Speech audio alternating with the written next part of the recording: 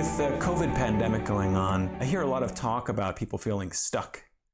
We're at home more than we were before, we have more time on our hands, and we find ourselves in positions where in certain moments or hours of the day, we're just not sure what to do next.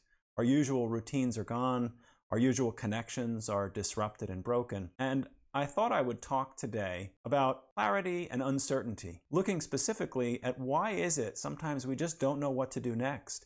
And at the end of this video, I'm going to offer a very clear approach as to what to do in those moments and how to approach uncertainty. I'm Jonathan Fisher, a clinical cardiologist and mindfulness meditation teacher, and welcome to my channel. If you find value in today's program, feel free to subscribe by clicking the button down below so that you can get my weekly updates on themes relating to happiness, well-being, and living a good life. Here's the reason why we have such difficulty finding clarity when our life gets disrupted.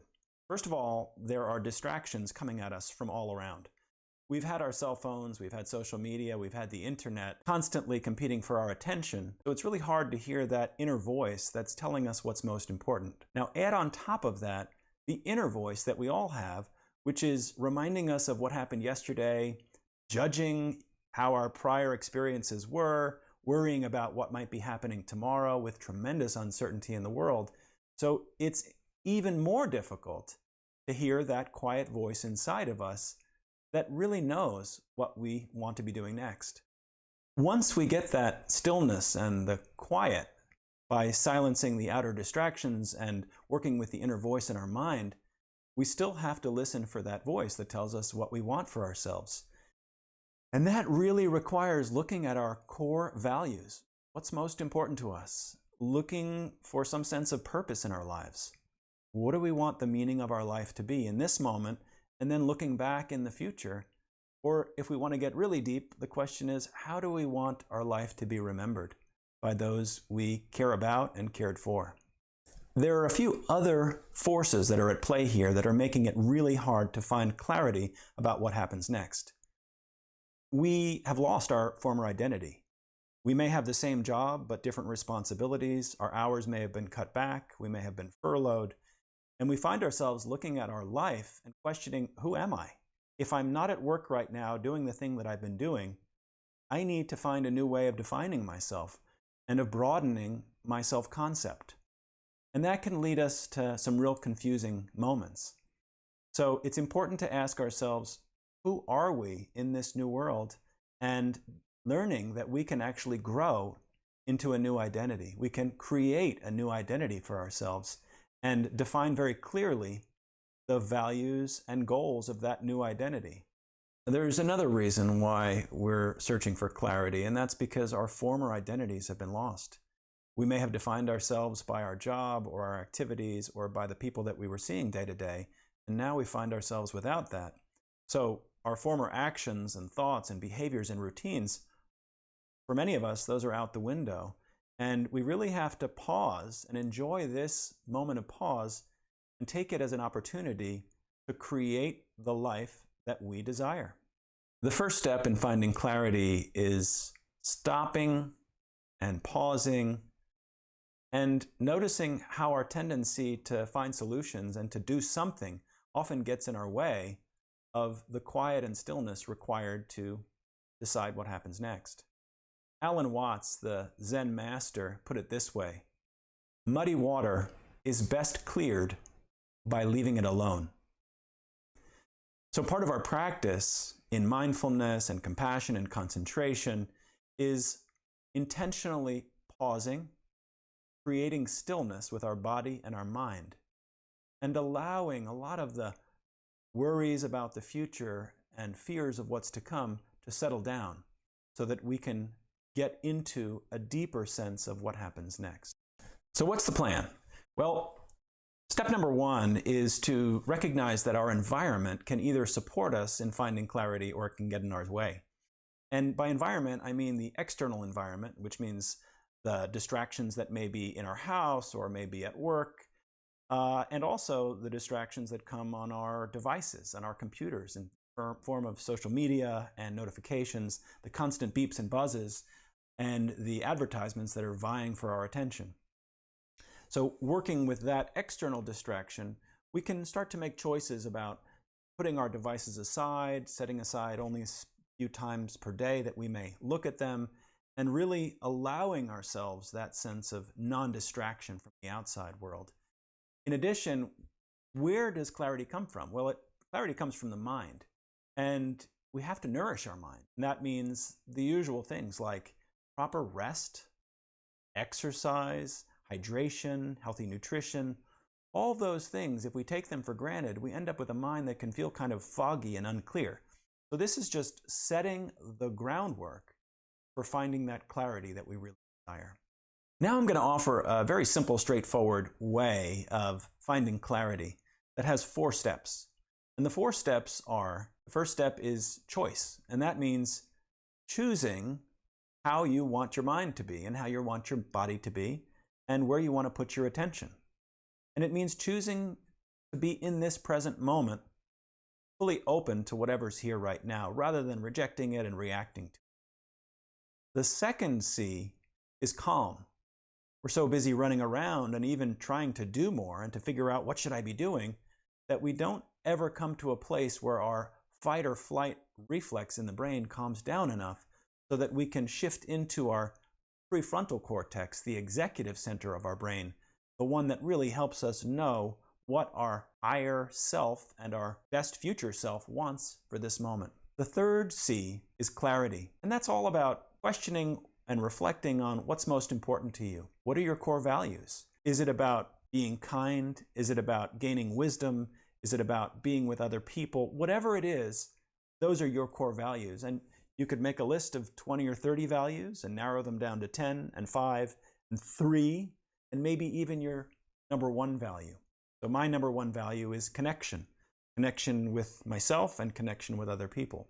So I'll ask you, what are your core values? And I'd love it if you answer the question below in the comments. So the third C is really about clarity, clarity of values, and also clarity of purpose. Getting a sense not of what you want to be doing just today, but stepping back and looking at your whole life's horizon in the future and imagining your future self looking back and saying, well, what was the meaning of my life? What was the purpose? And that really gets us into the fourth C, which is connection. We know from happiness science that happy people tend to be connected with others. They tend to serve others, and they tend to have a sense of belonging with a larger community. And so the fourth C of connection, and which helps us gain clarity, is asking yourself, who can I help today? Who do I want to serve in my life? Which community do I want to be a part of, contribute to, and really engage with on a day-to-day basis? So those are the 4 C's of finding clarity, and that is number 1, choice, choosing to be fully present in this moment, being open to whatever's coming up on the outside and on the inside.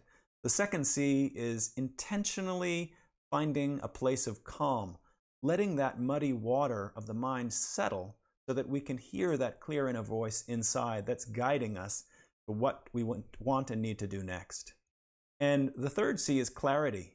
And that means clarity about where we're going. So what's our purpose and how are we getting there? Those are our core values. And the fourth C is connection, which is kind of what it's all about. Why do we want to do anything today? Ultimately, we want to be more connected with our own inner life. We want to be connected with those that we love and care about, and the larger global community as well. I have to mention one key practice that's really very helpful in creating a life that is deeply authentic, that comes from a place of knowing what you want for yourself and for those around you, and taking the next best actions to get there, and that's visualizing. It's something that we don't all know how to do. It's something that Olympic athletes and professional musicians all know how to do because it is part of peak performance training. And that's the practice of pausing, seeing in your mind's eye yourself performing whatever activity or being in the state that you would like to be in. And that act trains the mind to start seeing certain behaviors and imagining feelings that you have in your body so that in this moment you start to feel as if you're headed in that direction. That's called visualization. Some people refer to it as manifestation. And it's scientifically proven to help us get to where we want to go. So I'll invite you right now, or when this video is done, to pause, to take notes on your sense of clarity, what's important for you to do next. Close your eyes, be still, and imagine yourself with a fully clear mind, knowing exactly what you want to be doing in the next moment, in the next week, in the next month, and doing that thing, and imagine how it will feel to be so clear that you can trust yourself that you know what needs to be done next and doing that thing. Let's summarize. We talked about how difficult it is to find clarity and to know what to do next in this time that seems uncertain and chaotic. And part of that is because we've got so many external distractions. We've got news, which is often negative and scary. We've got social media, which may grab our attention and make it hard to listen to our own inner voice. And then we have that inner voice, which is so chaotic sometimes and often quite negative, that's saying, oh, you should be more productive. You should do. Well, that's the old identity that is dependent on doing more and faster and better. Well, there may be a new part of the identity, which is more of a being, a stillness, a listening to the core values. And then we talked about the 4 C's of clarity: choice, calm, clarity, and connection. So my wish for you is that in the coming days and weeks and months, that you can find a place of clarity for yourself, a place of self-trust, a sense of being settled despite the uncertainty in the world, so that you'll know what needs to happen next. And it may be that nothing needs to happen next. No thing needs to be done.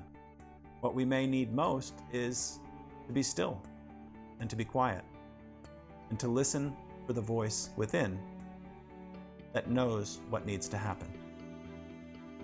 Thank you so much for joining me for this video. If you enjoyed it or found any value, I'd love it if you subscribed by clicking the button below and maybe sharing the video with a friend or two who you think might be interested. Be kind to yourself and each other.